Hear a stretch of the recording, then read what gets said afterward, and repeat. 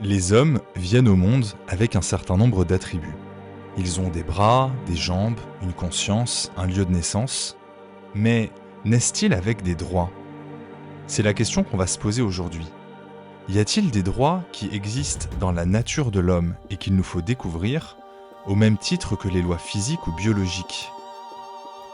En d'autres termes, y a-t-il des droits à reconnaître à l'homme parce qu'il est homme, comme la liberté ou la dignité? Ou bien le droit est-il simplement une construction humaine, sociale, qui varie d'une société à l'autre, comme peut varier son art, son économie ou ses coutumes? Il s'agit de savoir si les droits humains ont été découverts ou bien s'ils ont été créés.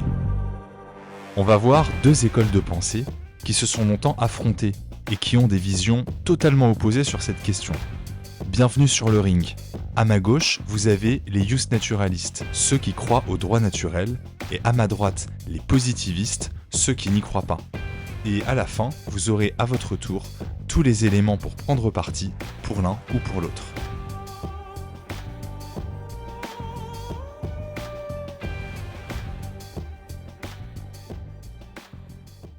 La première école, c'est donc les jus naturalistes. Ce sont ceux qui croient à ce qu'on appelle le droit naturel.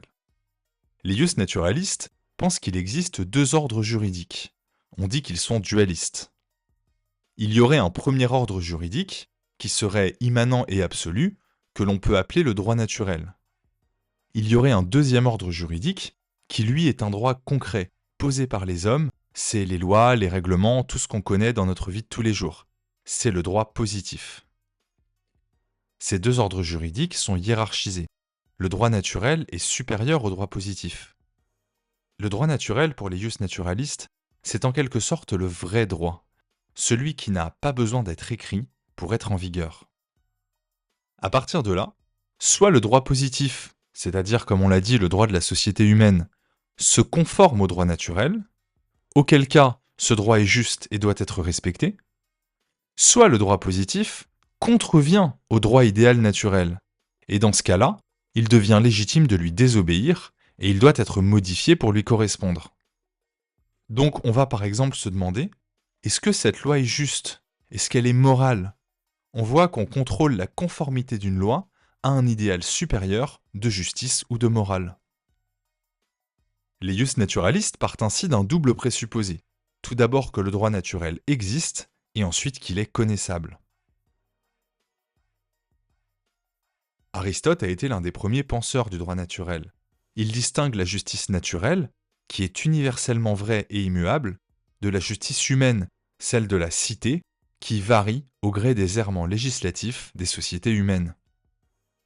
La tragédie grecque Antigone, écrite par Sophocle au 5e siècle avant Jésus-Christ, offre également un parfait exemple de cette idée de droit naturel. Antigone s'adresse au roi et l'accuse, par les lois humaines qu'il a promulguées, d'avoir violé les lois du ciel. Je ne croyais pas, certes, que tes édits eussent tant de pouvoir qu'ils permissent à un mortel de violer les lois divines. Loi non écrite, celle-là, mais intangible. Ce n'est pas d'aujourd'hui ni d'hier, c'est depuis l'origine qu'elles sont en vigueur. Au XIIIe siècle, saint Thomas d'Aquin a également beaucoup contribué à cette pensée du droit naturel. Pour lui, la loi naturelle est ancrée dans la raison humaine et reflète une partie de la loi divine. Elle est donc connaissable par la raison, et la tâche des hommes durant leur vie est de s'en rapprocher. Mais, au XVIIIe siècle, c'est la philosophie des Lumières qui va marquer le triomphe de cette pensée jus naturaliste, philosophie qui a été elle-même très influencée par toute cette tradition de pensée qu'on vient d'évoquer. Pour les philosophes des Lumières également, le droit naturel est connaissable par la raison. En étudiant la nature humaine, on y découvrira les droits qui y sont inhérents, comme la dignité ou la liberté. Et on va graver ces droits naturels dans le marbre de la loi humaine. C'est ce qui donnera la Déclaration des droits de l'homme et du citoyen de 1789. Dans son préambule, la Déclaration de 1789 parle de droits naturels, inaliénables et sacrés de l'homme. La Révolution de 1789 se veut être une tentative historique de correspondance entre le droit idéal naturel, que l'on pense alors avoir découvert, et le droit positif, qui réglera la société humaine. Le droit et la société, le légal et le légitime, le droit naturel et le droit positif vont enfin se correspondre dans une nouvelle humanité glorieuse. En 1793, le projet dégénère. Au nom du progrès humain, les révolutionnaires se livrent à des massacres et font tourner la guillotine à plein régime. C'est la terreur. Les acquis de la Révolution française ont ensuite été sauvés par Napoléon. Mais cette propension aux dérives sanguinaires et aux massacres des régimes qui disent s'appuyer sur un droit absolu, sur un bien transcendant, est l'une des raisons qui a conduit plusieurs penseurs à s'en méfier. La lune de miel entre droit humain et droit idéal ne dure jamais très longtemps.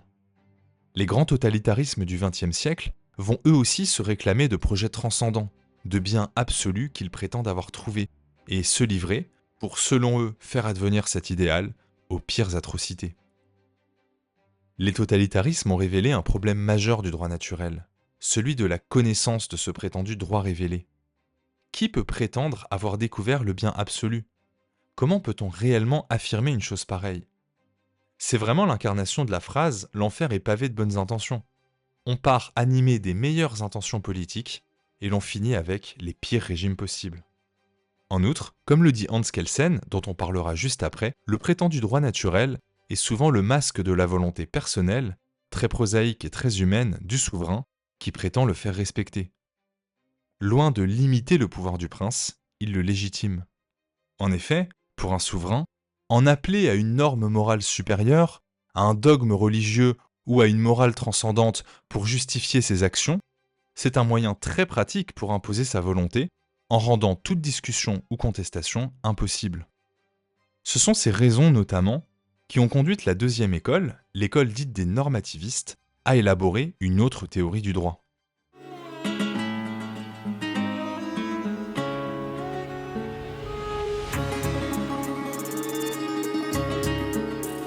En 1934, le juriste autrichien Hans Kelsen publie La théorie pure du droit, un livre fondateur dans la pensée normativiste.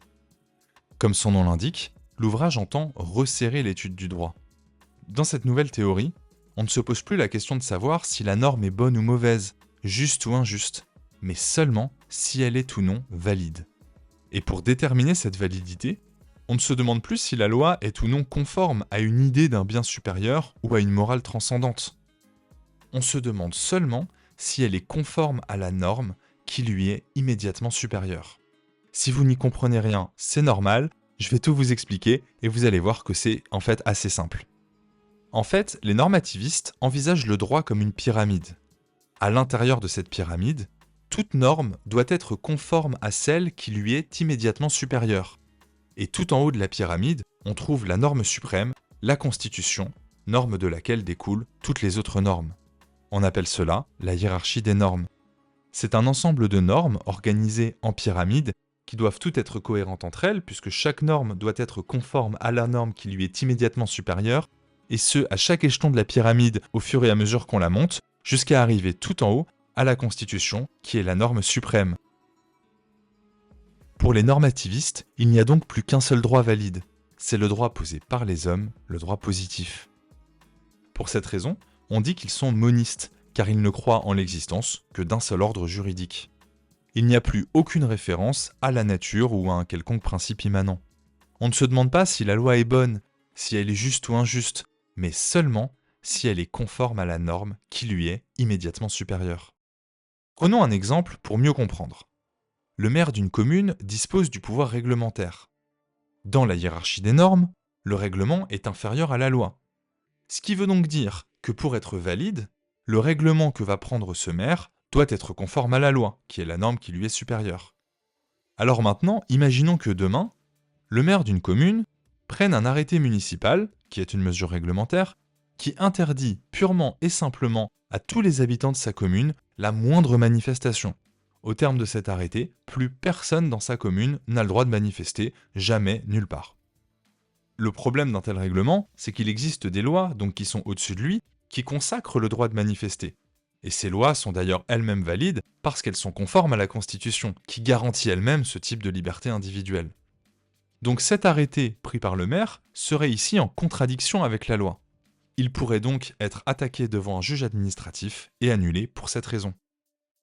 En revanche, si maintenant le maire interdit à un groupe en particulier, un jour précis, dans un contexte donné, de manifester, alors là, ça pourrait être justifié, puisque la loi prévoit certes le droit de manifester, mais la loi prévoit aussi des restrictions au droit de manifester, notamment en cas de risque de trouble à l'ordre public.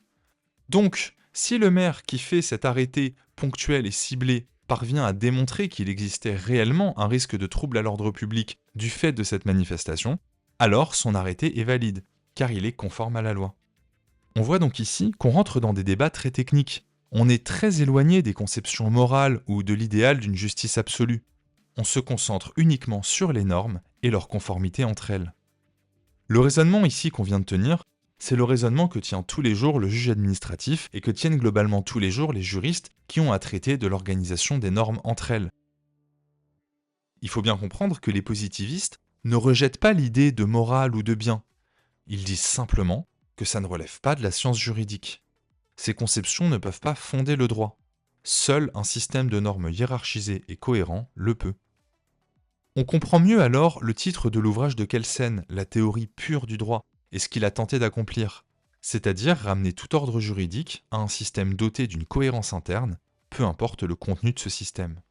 Donc, on se met d'accord sur la norme suprême, la Constitution, et ensuite tout découle de cette norme.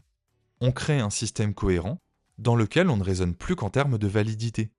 Et si une norme n'est pas valide, car elle est en contradiction avec celle qui lui est supérieure, alors elle est annulée par le juge. Le but des normativistes est d'élaborer une science du droit, aussi neutre que les mathématiques ou les sciences naturelles. Le reste, la morale, la politique, la philosophie, c'est intéressant. Mais ça n'est pas du droit. C'est hors de l'objet d'étude. La science du droit, elle, est cantonnée à l'étude des normes telles qu'elles sont posées et à leur cohérence entre elles. La théorie pure du droit comme science rationnelle récuse la doctrine du droit naturel, dont l'irrationalité résulte en définitive de sa métaphysique qui n'entend pas se soumettre à la logique. Le droit est désormais un contenant vide, et le souverain y met ce qu'il veut. Et le souverain en démocratie, c'est le peuple qui édicte sa constitution. Il n'est plus question de lui imposer un contenu tiré d'un prétendu ordre religieux ou transcendant.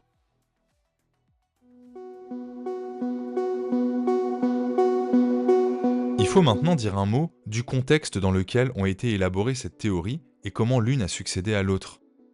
Le positivisme et le justnaturalisme ne sont pas simplement deux théories abstraites qui se sont affrontées dans le ciel des idées. Elles correspondent en réalité à un changement profond d'époque et de société. Et c'est le moment de vous spoiler, dans ce match à mort que l'on a décrit, c'est le normativisme, donc la deuxième théorie, qui a totalement gagné dans toutes les sociétés modernes. Le justnaturalisme, lui, a totalement disparu. Ça n'était pas vraiment un duel, c'était plus le passage d'une conception du droit à une autre. Cette domination de la théorie normativiste au XXe siècle correspond en effet aux évolutions profondes qui ont traversé les sociétés occidentales à cette période. L'essor de la démocratie moderne, le progrès technique, l'individualisme et parallèlement le déclin de toutes les croyances religieuses ou métaphysiques. Avec le déclin de la pensée surnaturelle et de la religion, décline aussi l'arrière-monde commun qui fondait la pensée justnaturaliste.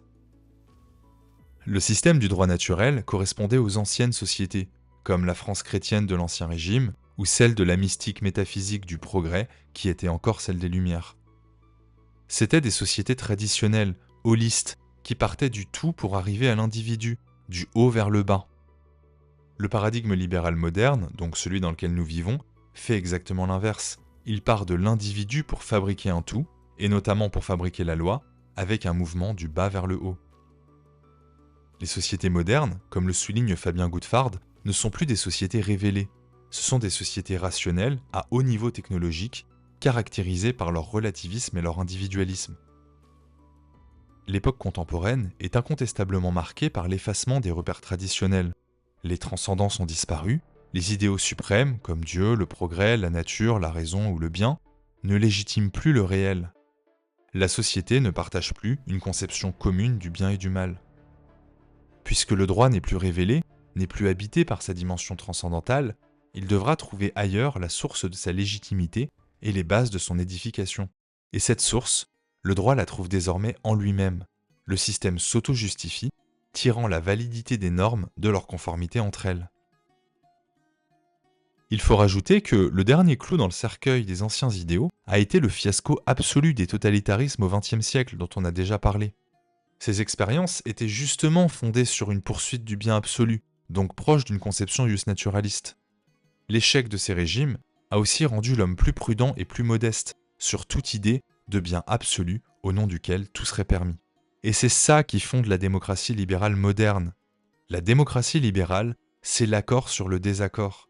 C'est dire nous ne connaissons pas le bien absolu et nous ne pouvons pas le connaître, et donc nous allons nous réunir en Assemblée nationale pour en discuter, échanger nos points de vue privés et essayer de se rapprocher le plus possible ensemble d'une forme de vérité qui sera une vérité humaine et souvent le résultat d'un compromis entre nos différentes visions. Dans nos sociétés où la transcendance a disparu, le positivisme a fait des hommes les véritables auteurs du droit. Mais il s'agit d'un droit à qui on a coupé les ailes, débarrassé de tout idéal. Là où vous voyez des choses idéales, je vois des choses humaines, trop humaines, disait Nietzsche. De la même manière, Kelsen aurait pu dire « Là où vous avez vu un droit idéal, il n'y avait qu'un droit humain, trop humain. » En conclusion, se pose finalement la question de savoir si une telle neutralité est possible. Peut-on réellement envisager le droit comme un système abstrait, sans prendre aussi en considération que le juge fait de la morale, de la politique, de la philosophie, qu'il est travaillé par des intérêts, des affects, voire des pulsions souterraines? Peut-on réellement démêler l'idéologie du droit comme cherche à le faire le positivisme? Ou bien sont-ils comme ce maillage, si profondément imbriqués qu'il est impossible de les séparer sans détruire tout l'ouvrage?